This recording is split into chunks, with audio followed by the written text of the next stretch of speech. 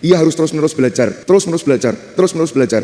Tidak ada kata berhenti belajar, tidak ada kata mapan dalam hidup. Semuanya harus berproses menuju yang lebih baik, menuju yang lebih baik, menuju yang lebih baik, menuju penerimaan diri terus-menerus sampai akhirnya Tuhan memanggil kita. Dan disitulah diperlukan orang harus bertolak ke tempat yang dalam.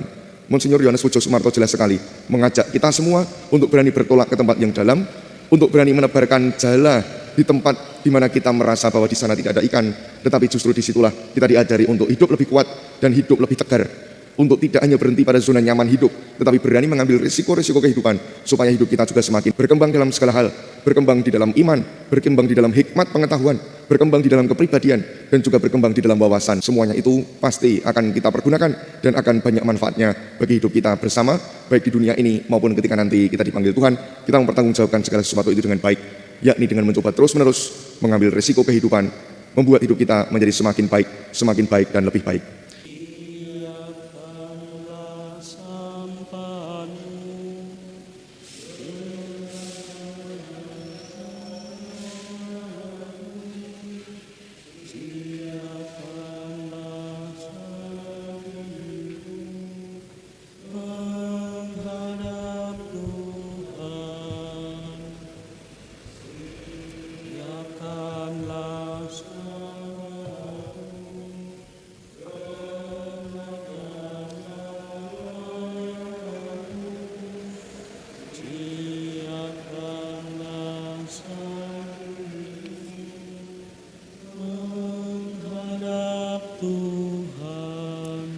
Dalam nama Bapa dan Putra dan Roh Kudus, rahmat dan damai sejahtera dari Allah Bapa dan dari Tuhan kita Yesus Kristus bersamamu dan bersama roh. Selamat pagi berkah dalam. Selamat pagi berkah dalam.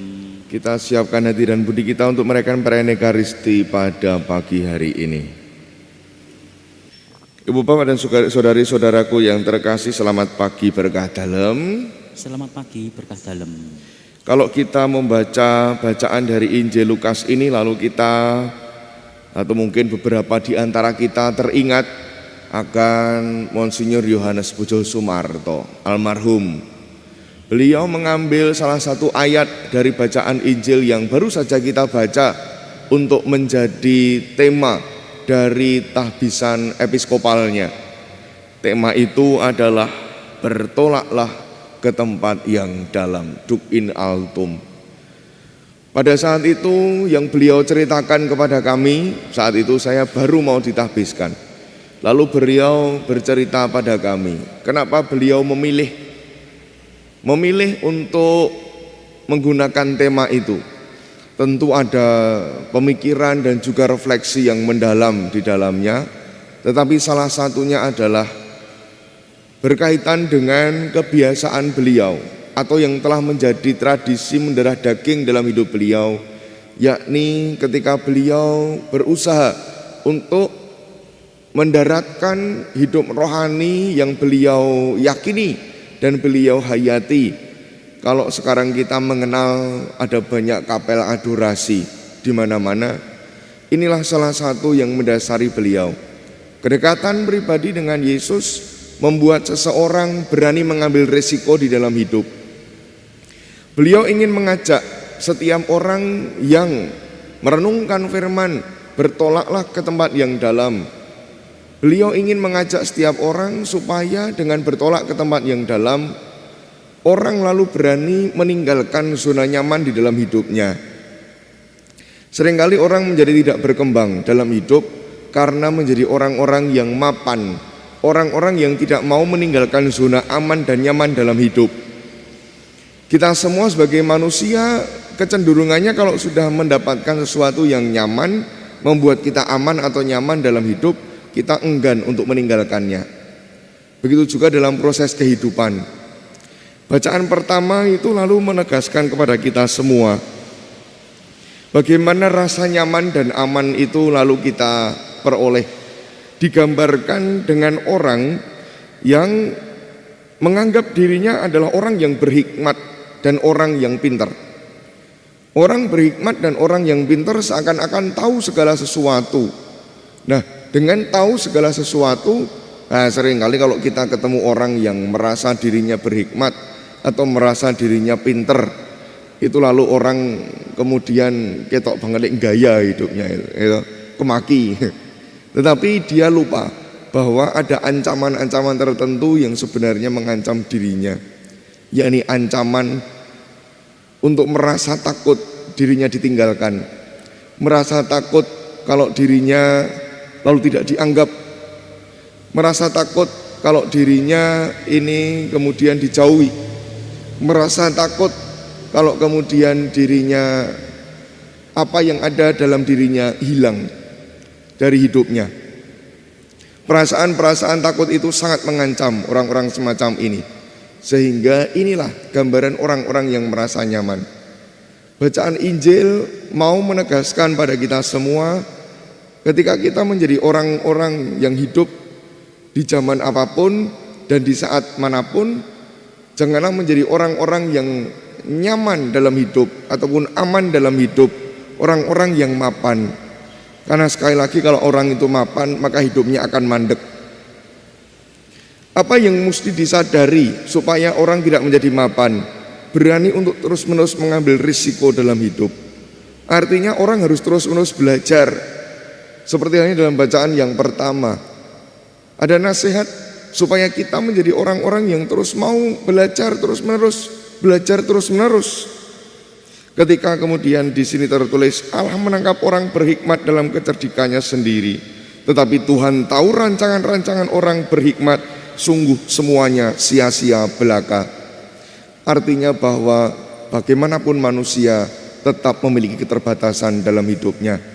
Ia harus terus-menerus belajar, terus-menerus belajar, terus-menerus belajar. Tidak ada kata berhenti belajar, tidak ada kata mapan dalam hidup. Semuanya harus berproses menuju yang lebih baik, menuju yang lebih baik, menuju yang lebih baik, menuju penerimaan diri terus-menerus sampai akhirnya Tuhan memanggil kita. Dan disitulah diperlukan orang harus bertolak ke tempat yang dalam. Monsinyur Yohanes Pujo Sumarto jelas sekali mengajak kita semua untuk berani bertolak ke tempat yang dalam, untuk berani menebarkan jala di tempat di mana kita merasa bahwa di sana tidak ada ikan, tetapi justru disitulah kita diajari untuk hidup lebih kuat dan hidup lebih tegar, untuk tidak hanya berhenti pada zona nyaman hidup, tetapi berani mengambil risiko-risiko kehidupan supaya hidup kita juga semakin berkembang, berkembang dalam segala hal, berkembang di dalam iman, berkembang di dalam hikmat pengetahuan, berkembang di dalam kepribadian, dan juga berkembang di dalam wawasan.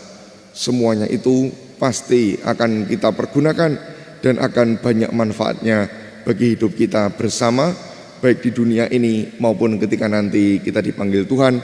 Kita mempertanggungjawabkan segala sesuatu itu dengan baik, yakni dengan mencoba terus-menerus mengambil resiko kehidupan, membuat hidup kita menjadi semakin baik dan lebih baik. Semoga Tuhan menyertai langkah hidup kita dan segala niat kita kini dan sepanjang segala masa. Amin. Marilah mewartakan misteri iman kita. Setiap kali kami makan roti ini dan minum dari piala ini, wafat-Mu Tuhan kami wartakan hingga Engkau datang. Tuhan bersamamu dan bersama rohmu. Kita semua, sanak saudara kita dimanapun berada, senantiasa dibimbing, dilindungi dan diberkati Allah yang Maha Kuasa, Bapa dan Putra dan Roh Kudus. Amin. Saudari-saudara terkasih, pergilah dalam damai, perayaan Ekaristi kita telah selesai. Syukur kepada Allah.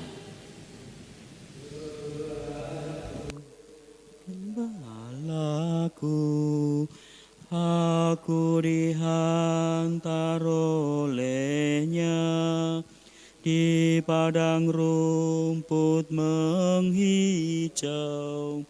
Tuhanku, gembalaku, tiadaku kekurangan,